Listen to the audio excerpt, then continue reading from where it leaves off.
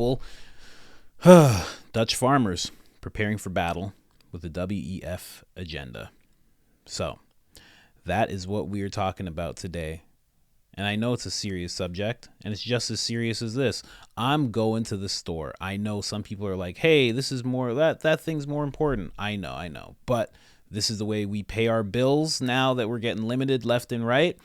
And you can get hoodies, shirts, t-shirts if you want to support the channel. There's mugs. Any way that you can or feel called to, please do so. Helps us fight demonetization, helps us fight against them limiting our views, and helps fight against what I'm hearing from people in the comment section as a shadow banning, which I'm looking around at other channels, and it kind of, you might be right. You might be right, because I see myself doing the same content as other channels, and yeah, it seems like something's going on. So who knows? Our first month active on monetization, we had 2.5 million. Then something caught on, and now we're like to 10% of that, which is all good. Still very, very appreciated, but we got to figure out what's going on. But either way, let's get into this.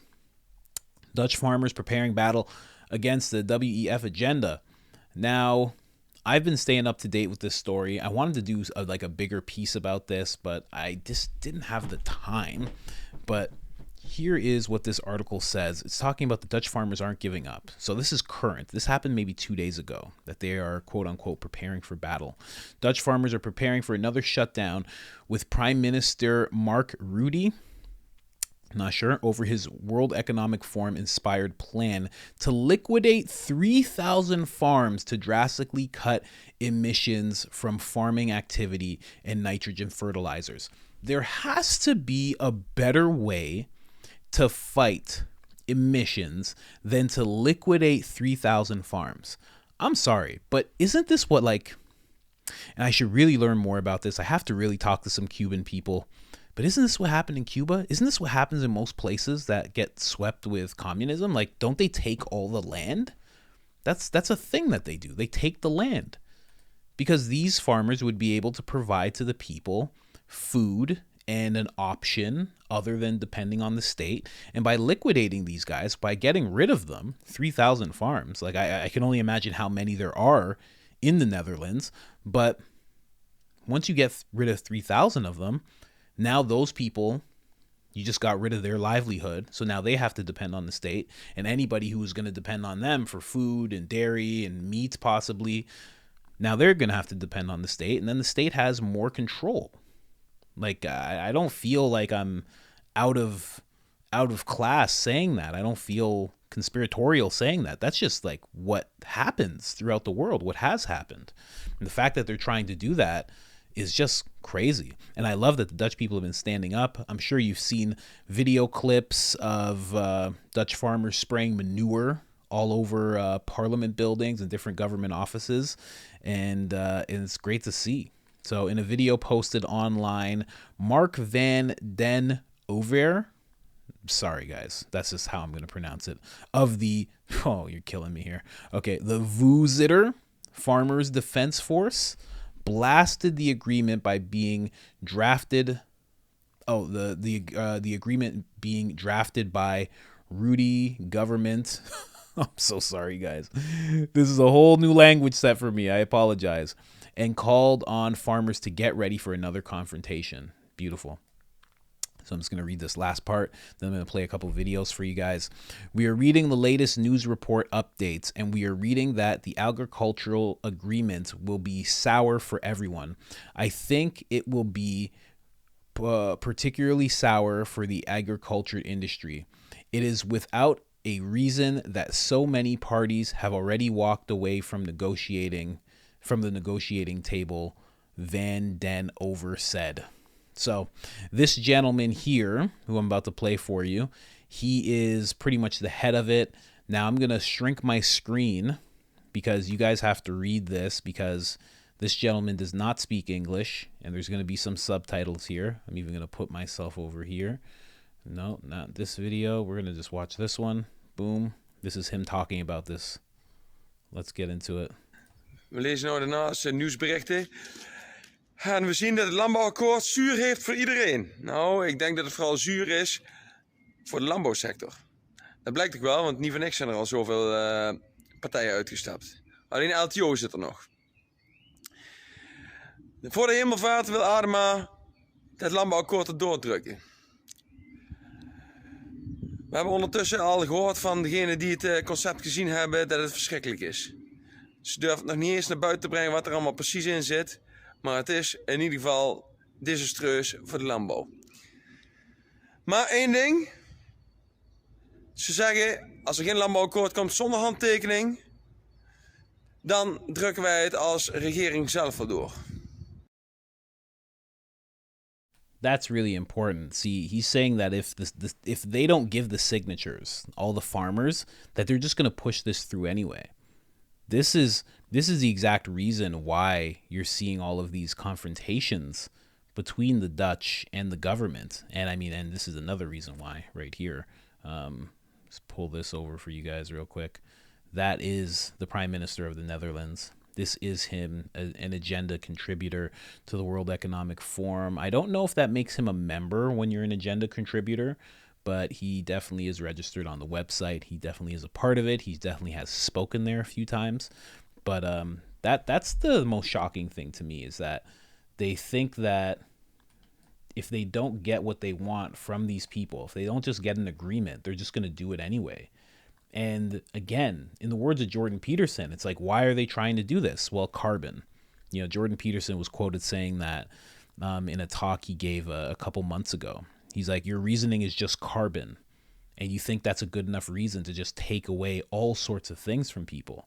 And it's just not adding up. I mean, anybody with a brain could look at these situations and go, this is not right. You can't just be like, carbon's a problem and we need to take away everything from you in order to combat it. It makes no sense. There has to be better options. There has to be. Nou, daar wil ik even een kleine kanttekening bij maken. Want wij, de strijders, ja, hebben al meer tegengehouden. We hebben de voermaatregel tegengehouden. We hebben het kaartje van Van der Wal tegengehouden. En we gaan dit ook landbouw/natuurakkoord ook tegenhouden. Wij gaan niet accepteren dat we uitgekocht worden, belast worden en de nek omgedraaid worden.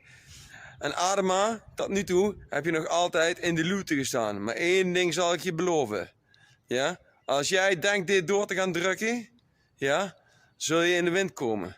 En niet een soort zacht briesje, maar in een keiharde zuidooster. Als je dat maar weet. Mensen, bereid je voor. Zorg dat de zaakje in de grond ziet krijgen.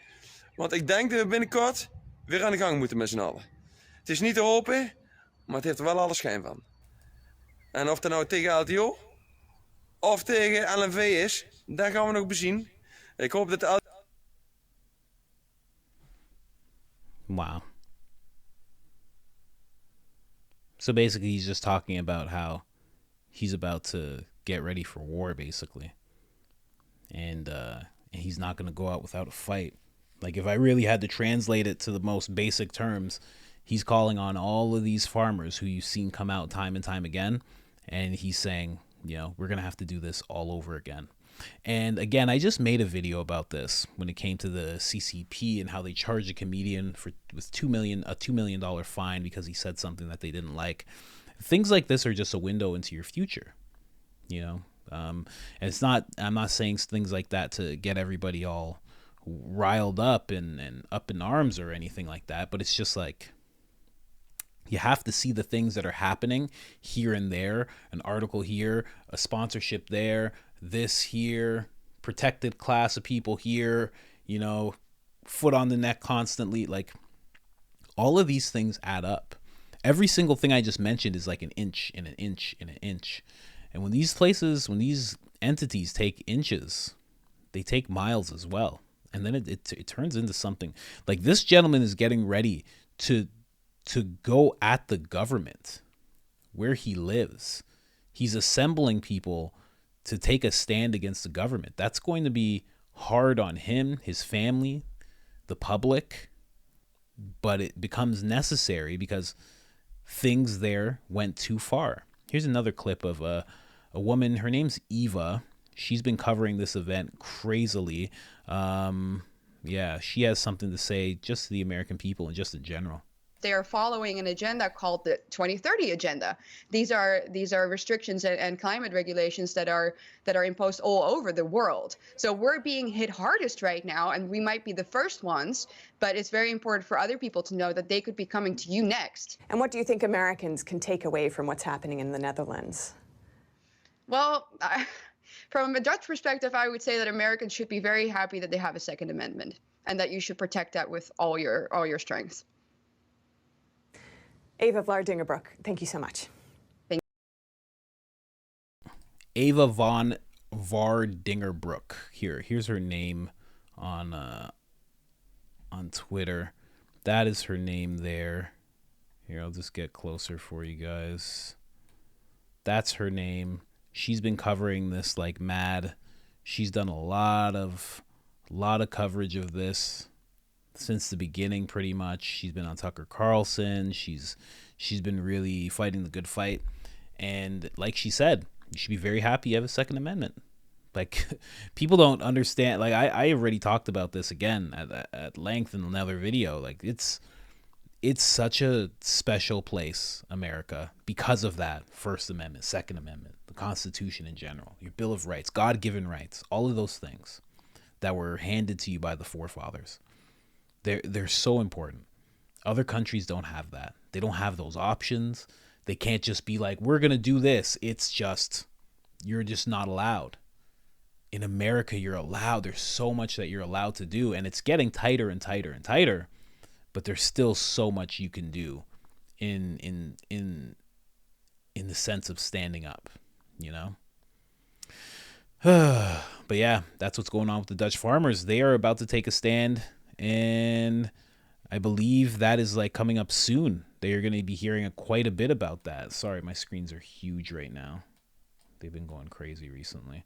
Yeah, they're about to take a stand very, very soon. And this gentleman is WEF, this prime minister, and he really is trying to take away the land from these people. I know people have been asking me to cover this more. I'm going to get into it a little more. I think my wife and I are going to do an episode on this as well, just so I can get some more information. But yeah, pray for those people, because what's happening to them right now, you can't tell because of the way they're going about it and how strong they stand, but it's just as bad as what was happening in France just weeks ago. It's just as bad, if not worse, because what this man has planned for these people, the liquidating of 3,000 farms. Who gets that land? That's the thing. He's like, oh, we're just going to do it anyway. Who gets the land? It's not even like there's a proposition of like, don't worry, we're going to give each farm owner $10 million. You're going to be taken care of. There's none of that. It's just, we're just going to liquidate them. Who gets the land?